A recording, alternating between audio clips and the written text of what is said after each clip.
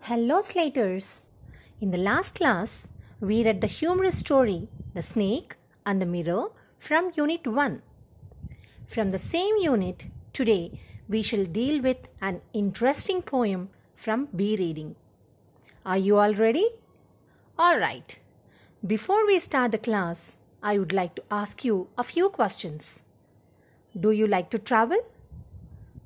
Yes, most of us like to travel to new places, just for pleasure, enjoyment, or for the sense of adventure.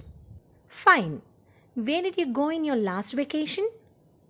To a village or to grandparents' house, any relative's house, or might be on a fun trip to any exotic location.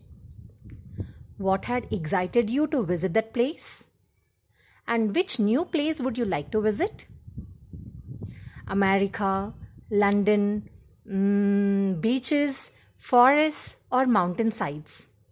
Alright, the poem that we are going to read about is The Duck and the Kangaroo.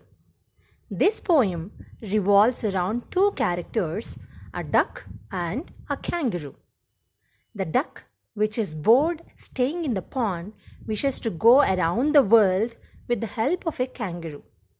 The whole poem is a kind of conversation between them, and it narrates the story of their adventure too. Okay, but before that, let's know something about the poet Edward Lear. Edward Lear was an English writer, artist, illustrator, composer, and musician. He was best known for his literary nonsense in poetry and prose. I can read your minds. You might be wondering what this nonsense could be. Am I right? Let me explain you. A nonsense verse is a humorous or a playful word that differs from other comic verse in its resistance to any rational or figurative interpretation. Though it often makes use of some meaningless words, it makes these words sound purposeful in the poem.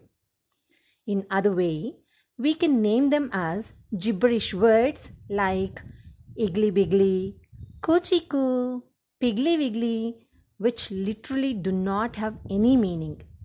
Apart from this, he was best known for his limericks. Now, what's a limerick?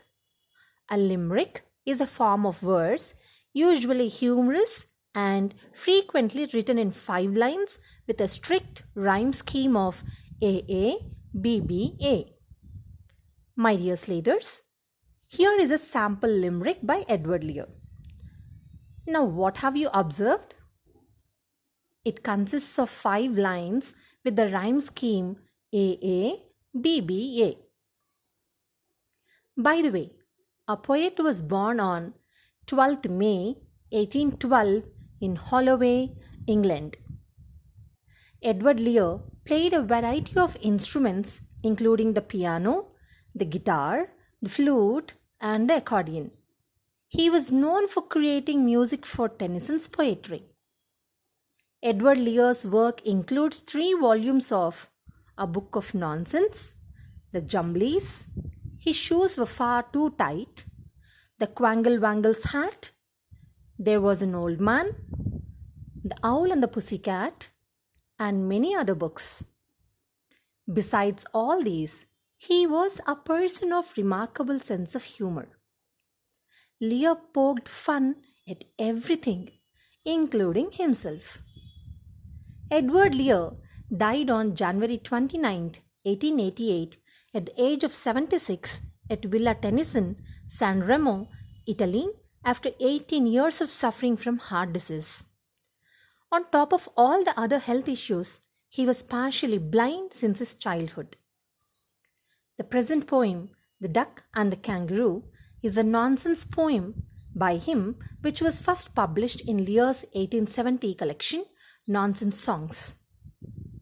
The poem depicts a conversation between a pond-bound duck and the kangaroo who represents the duck's greatest chance at freedom. Here, the duck persuades the kangaroo to take it around the world on his back. Now I would like to present the paraphrase of the poem. The poem explains as a strong desire of a duck that got confined to a pond to go beyond and travel the world on the kangaroo's back. The duck was totally fed up of living in the nasty pond. The duck felt surprised to see the kangaroo hopping graciously all around. As it could not hop or jump like the kangaroo, it requested him to give her a ride on his back. The duck further requested the kangaroo to take her to all the beautiful places in the world. The duck even promised the kangaroo that it would sit quietly without troubling him. This idea could be good for the kangaroo, but he had an objection that the duck's wet and cold feet could give him body pains. Immediately, the duck came forward with a quick solution to the kangaroo's problem. She said that she was carrying 4 pairs of socks to cover and protect her feet from cold. In order to stay warm, it promised to wear a shrug and also smoke cigar every day to make the kangaroo feel comfortable. What next? The kangaroo ultimately agreed to carry the duck on his back to travel around the world. The kangaroo even instructed the duck on how best to maintain her balance as they travel. By the end of the poem, both of them were extremely happy with the arrangement and in one another's company. The two animals, despite their differences, balanced each other on their shared journey because they had taken care to consider the others. Both the duck and the kangaroo ultimately found great joy in the partnership. Now, Slaters, finally, what moral can you arrive at from the poem? Yes, you are absolutely right.